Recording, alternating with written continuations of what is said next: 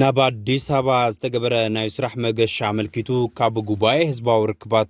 ትግራይ ፐብሊክ ዲፕሎማሲ ዝተወሃበ መግለጺ ጽንታዊ ኩናት ዝሃሰዮ ፖለቲካ ንማሕበረ ቁጠባን ትግራይ ኣብ ህዝብና ወሊድዎ ዘሎ ከቢድ ቅልውላውን ደውታን ካብ ግዜ ናብ ግዜ ብሔራዊ ውርደት እናወለደ ምኻዱ ከይኣክል ኣብ መዕቆቢ ተመዛባላይ ዘሎ ህዝብና ከም ቆጽሊ ክረግፍን ካብ መዕቆቢ ወፃእ ዘሎ ህዝብና ዓዲ ገዲፉ ይበረስን ምህላው بمرير سلزحزننان زت حساسبنان نوكينات تግራይ ስዕቡ ዝተፈረመ ብሙሉነት ክፍጸም ዘይኸኣለ ውዕል ፕሪቶሪያን ኣብ ዓድና ፈጢርዎ ዘለዎ ብሔራዊ ሕስረት መንነታዊ ውርደትን ርእስ ምድናንን ከይኣክል እዝኒ ህዝብና ዜና ሞት ክለማመድ ይገብር ስለ ዘሎን ማዕረ ማዕረቲ ኣብ ጽንታዊ ኩናት ዝነበረ ክብደት ጸገም ረዚኑ ድቃስ ስለ ዝኸለአናን ኣብ ድሕሪ ኩናት ተፈጢሮም ዘለው ስነልቦናዊ ጸገማትን ኣብ ህዝብና ፈጢሮምዎ ዘለው ሰላሕታዊ ጽንተትን ክንብተን ደኾን ንኸውን ከም ዓዲ ክንበርስ ግድኢና ኣብ ዝብል ስምዒት ኣትዩ ህዝብና ኣብ ቁዛመ ሰኣን ኣያ ምህላው በብዕለት ብዘሎ ጭቡጥ ምንቅስቃስ ተረዲና ኣመና ስለ ዘርዓደና ኣብ ፖለቲከኛታትን ልሂቃንን ትግራይ ኣብ ሞንጎ ባዕሎም ብሓደ ገጽ ኣብ ሞንጎ መራሕቲ ክልልን ፌደራልን ዝረአ ዘሎ ወጥሪ ድማ ብኻልእ ገጽ ኣብ ክንዲ እናለስለሰና ብዝሓሸ መድረኽ እናደየበን ዝኸይድ ማዕልቦ ብዘይብሉ ዕውር ወጥሪ ንህዝቢና ኣብ ሓደጋ ቃሊዑ ይስጉም ስለ ዘሎ እዚ ድማ ኣብ ብሔርና ኣሰሊፍዎ ዘሎ ከቢድ ስጋት ዝተፈላለየ መልክዕ ዘለዎ ኩናትን ህልቂትን ስለ ዘፍርሐና ብሓፈሻ ኣብ ዝሓዝ ሰዓት ኣብ ትግራይ ዘለው ንዕድላት ደማዊ ኩናት ሓዊሱ ዕርዮም ዘስጉ ኣብ ዝባን ህዝብና ዘንጸላለው ሓደጋታት ኣብ ሕልሚ ሰባት ከይተረፈ ኣበርጋጋይ ግደይ ጻወት መለዎም ስለ ዝተረዳና ኣብ ውሽጢ ትግራይ ምስ ሓይልታት ትግራይ ንገብሮም ዝነበርናን ዘለናን ዕጹውን ክፉትን ዘትታት ከም ዘለውን ተለው ምስ መንግስቲ ፌደራል ምትእስሳር ኣብ ዘሎ ወሰንቲ ፖለቲካውን ጸጥታውን ጉዳያት ትግራይ ብፍሉይ ንምዝታይ ብዋና ጸሓፊ ጉባኤና ዝተመርሐ ጉጅለ ጉባኤ ህዝባዊ ርክባት ትግራይ ናብ አዲስ አበባን ከባቢያን ዝለኣኽናን ትንኸውን እትልኡኽ ምስ ሰበስልጣን መንግስቲ ፌደራል ሓለፍቲ መንግስታውን ዘይመንግስታውን ትካላት ፌደራል ምስ ኣብ አዲስ አበባ ዝርከቡ ዝተወደቡን ዘይተወደቡን ተጋሩ ልሂቃንን ፖለቲከኛታትን ምስ ዝተፈላለዩ ፈጠርቲ ጽልዋ ዝኾኑ ውልቀ ሰባትን ምሁራትን ምስ ነባራት መራሕቲ ምስ ሃገራውን ክልላውን ናይ ሲቪክን ሲቪል ትካላት ምስ ኣባላት ማሕበረሰብ ንግድን ነበረትን ብድምር ምስ ልዕሊ 15 ትካላትን ምስ ልዕሊ 50 ዝኾኑ ውልቀ ሰባትን ተራኺቡ ጽዑቕ ናይ ሰሙናት ዘተ ብምስላት ኣብዞም ዝስዕቡ 7 ነጥብታት ዝተወደቡ ውፅኢታትን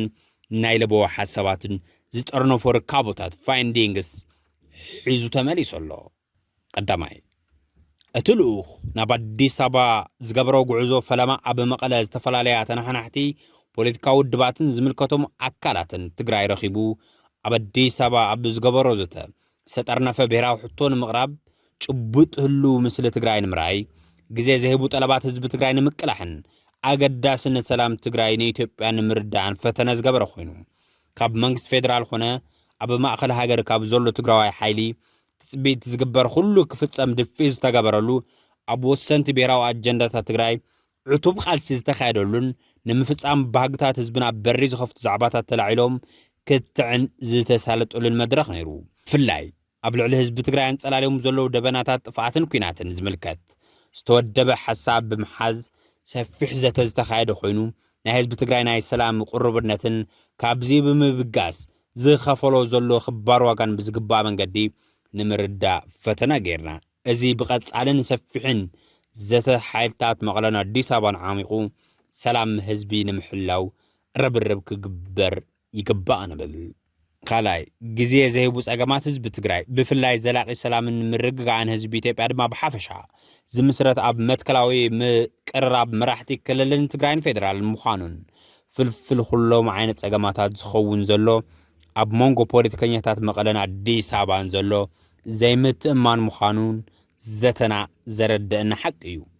እዚኦም ካብ ንመሰረታዊ ዕለታዊ ናብራ ተጋሩ ምጽላው ጀሚሩ ክሳብ ንዓበይቲ ብሔራዊ ኣጀንዳታት ትግራይ ምዝራግ ዝበጽሕ ጸገም ይፈጥሩ ምህላዎም ዘረዳእና ኣሎ መድረኻት ፖለቲከኛታት ንህዝብና ጆሕ ሒዝኻ ዝግበር ህልኽ ወጥረን ሕንጠጦ ክብሉ እኳ ደኣ ህዝባዊ ባህርያዊ ጠለቡ ሰብኣዊ ክብሩን ፖለቲካዊ ቁመንኡን ምስትኻል ዝከኣለሉ ባይታ ክመቻቸው ህፁፅ ጻውዒትና ነቐርብ ሳልሳይ ስምምዕ ፕሪቶሪያ ብወገን ትግራይ ዘሎ ሓይልን መንግስቲ ፌደራል ኣብ ፌደራል ዘሎ ሓይል ድማ መሪሕነት ሕወሓት እናወንጀለ ብውድነት ከይተፈጸመ ሳልሳይ ዓመት ምዛሙ ኣብ ዘተና ብሰፊሕ ዝተለዓለ ኮይኑ እዚ ስምምዕነት እዚ ተኽሲ ጠጠው ካብ ምባል ሓሊፉ ነቶም ሓይልታትና ብሰላማዊ ናይ ቃልሲ መድረኽ ከሰጋግሮም ዘይምኽኣሉ በዚ ምኽንያት እዚ ድማ ህዝቢ ናብ ዝተማልአ ብርሰት የእቱ ምህላው ብዝርዝር ዘትየ ስለዚ ፈረምቲ ዝውዕልን ኣብ ፈረምቶምን እዚ ስምምዕ ብዝተፈረመሉ መንፈስን ኣብቲ ውዕሊ ብዝተቐመጡ ዝርዝር ድንጋገታትን ብዝተማልአ መንገዲ ተግባራዊ ክኾን ዝከኣልና ድፊትን ቃልስን ዝገበርና እንትኸውን ኣብ ትግበራ ስምምዕ ቁርብነት እቶም ሓይልታትን ድፊት ኣደራደርቲ ኣካላትን ኣዕርዩ ኣድላይ ኣብ ዝኾነሉ መድረኽ ከም ዘለና ነተሓሳስብ ራብዓይ ጽማቕ ውፅኢት ዘተ ኣዲስ ኣበባ ብጥቕሉል መልክዑ እንትርአ ዝበዝሕ ጸገም ትግራይ ዝፍታሕ ብቐንዱ ኣብ ትግራይን ብደቂ ትግራይን ምዃኑ ብዝግባእ ዘረድእ እኳ እንተኾነ ማዕረ ውሽጥኻ ምዕራይ ግን ግደ ኣዲስ ኣበባን ካብ ትግራይ ወፃእን ዘሎ ዝተወደበ ይኹን ዘይተወደበ ዝተዓጠቐ ይኹን ዘይዓጠቐ ሓይሊ ከምኡውን ብፅሒት መንግስቲ ፌደራልን ካልኦት መዳርግቲ ኣካላትን ግን ዘይትከኣ ምዃኑ ዘእመነ ጉዕዞ ነይሩ በዚ መሰረት ድማ እታ በብዕለት እናደቐቐት ንባዕላ እናተናኸሰትን ዓቕማ ብቐጻልነት እናሸራረፈትን ኣብ መወዳእታ ሰብ ዘይብላ መሬት ናብ ምዃን እትንፈስ ዘላ ትግራይ ኣብ ሓደ ቦታ ጠጠው ኢላ ኣብ ቅድሚ ህዝባ ዓቕሚ ደቃ ምትእኻብ እትኽእል ብሄር ምዃና ክትርኢ ኣብ ቅድሚ መንግስቲ ሃገራ ናይ ምድርዳር ዓቕማ ኣዕብያ ኣገዳሲት ክልል ምዃና ክትነግር ኣብ ቅድሚ ዓለም ድማ ቆላሕታት ጠልዲ ብኣድላይነት ቀርኒ ኣፍሪካዊት ሓይሊ ምዃና ክተመላኽት ብዘኽእል መንገዲ ፍሉይ መድረኽ ቃልሲ ከም ዘድልያ ንግንዘብ በዚ መሰረት ድማ ኣብ ባዕላን ምስ ካልኦቱን ዘለዋ ጸገም ኣልያ ናብ ንቡር መንገዳ ምስ ተማልአ ቅርጻ ክትኣቱ ጻዕሪ የድሊ ጥራይ ዘይኾነ ኣብዚ ውስን ዕድል ጥራይ ዘለዎ ፍሉይ ፖለቲካዊ መድረኽ በዚ ተፈለየ ናይ ቃልሲ መንፈስ ንኽትበራበር ኩሉ ናይታ ብሄር ሓይሊ ንቑሕ ተሳትፎ ክግበር ንጽውዕ ሓምሻይ ጽማቕ ርእይቶ ናይ ርእይቶታት ጥማር ትሕዝቶን ናይቲ ልኡኹ ዝተጸንዐ ትዕዝብትን ከም ዘመላኽቶም መፍትሕ ውሽጣዊ ጸገም ትግራይ ኣብ ትግራይ ኣብ ዝኾነ ናይ ቦታን ሓሳብን ጫፍ ዘለዉ ደቂ ትግራይ ዝእክብ ብሄራዊ ናይ ልዝብ መድረኽ ምጽዋዕ ከም ዘድሊ የመላኽት ዝተበተነ ዝእክብ ናይ ልዝብ መድረኽ ዝተበተነ ብምእካቡ ጥራይ ነቲ ብሄር ዝህቦ ትርጉም ከም ዘለዎ እንተሎ እዚ ናይ ልዝብ መድረኽ ቁመና ግዜያዊ ምምሕዳር ጸገም ንምእላይ ብዘኽእል ብርኪ ዘስተኻኽል ብቐጻሊ ብህዝቢ ዝተመረጸ መንግስቲ ነትግራይ ዘዋልድን ናብ ዝሓሸ ህዝባዊ ምሕደራ ዝወስድን ቁም ነገር ዘለዎ ልዝብ ክኸውን ከም ዘለዎ ስለ ዝተረዳና ኩሎም ሓይልታት ፖለቲካዊ ድሌታቶምን ጉጅላዊ ረብሓታቶምን ንጎኒ ብምግዳፍ ኣብዚ ብሕታዊ ኣማራጭ ዝኾነ መድረኽ ልዝብን ዕውትነቱን ዘድህበ ቃልሲ ከካይዱ ጻውዒትና ነቕርብ ሻድሻይ ህዝቢ ትግራይ መጠንን ዝበሪ ዘሎ ምሁሩ በዝሒ ዓዲ ገዲፉ ዝወፅእ ዘሎ በዓል ሃፍቱ ቁፅሪ ፍቆዶ በረኻታት የመንን ሊብያን ዝጠፍእ ዘሎ መንእሰዩ ተስፋ ተመዛቢሉን ተሰዲዱን ዘሎ ወገኑ ዕድልን ዕፃን ኣብ ኢድ ወረርቲ ዘሎ መሬቱ ትግራይ ኣብ ትሕዝ ዘላቶ ኩነታት ሓንቲ መዓልቲ ምፀንሐት ቁፅሪ ዓይነት ዝጎድል ዘሎ ክብርን መንነቱን ከደንግፀን ከገድሰን ዝኽእልን ዝግባእን ብሕታዊ ሓይሊ ፈለማን ቅድሚ ኩሉን እትግራዋይ በዓል ምዃኑ ዝተገንዘብናሉ ናይ ዘተ መድረኽ ኣካይድና ኣለና ካብዚ ብምብጋስ ዝረግአ ዝሃደአን ዝተለመን ብሄራዊ ቁመና ሃኒፅኻ ንህፁፅ ሓደጋ ህፁፅ ምላሽ ክወሃቡ ኣጀንዳታት ሕዌትን ዳግመ ህንፀትን ክጅመሩ በዚያ ኣቢልካ ድማ ትግራይ ኣብ ትግራይ ክጸንሕን ኣብ ዓዲ ንምንባር ክትልምን ዘኽእል ተግባራዊ ምንቅስቃስ ምውላዕ ካብ ዝኾነ እዋን ላዕላ ኣድላይ ዝኸውን ሕዝቢ ምዃኑ እዚ ንምግባር ዘኽእል ኣብ መንጎ ተጋሩ ልሂቃንን ታሪኻዊ ቃል ኪዳን ብሄራዊ ድሕነትን ክእሰር ንጸውዕ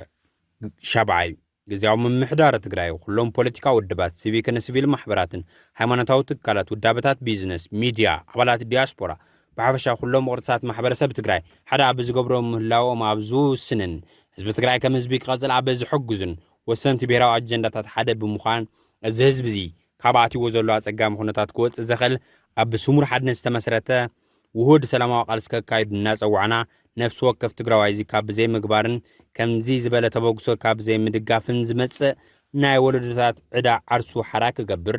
ከምኡውን ኣብ ደንብ ብሄራዊ ሕዑነት ኣትዩ ህዝብና ካብ ብርሰት ብሄርና ድማ ካብ ውርደት ንከቐንዕ ክቃለስ ጻውዒትና ነቕርብ እዚ መደምደምታ ንለበዋን እዚ እቲ ልኡኽ ናብ ትግራይ ተመሊሱ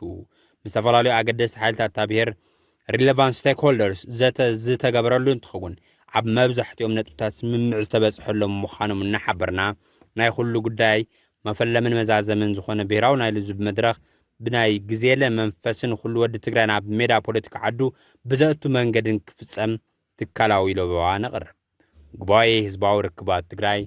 ታሕሳስ 2018 መቐለ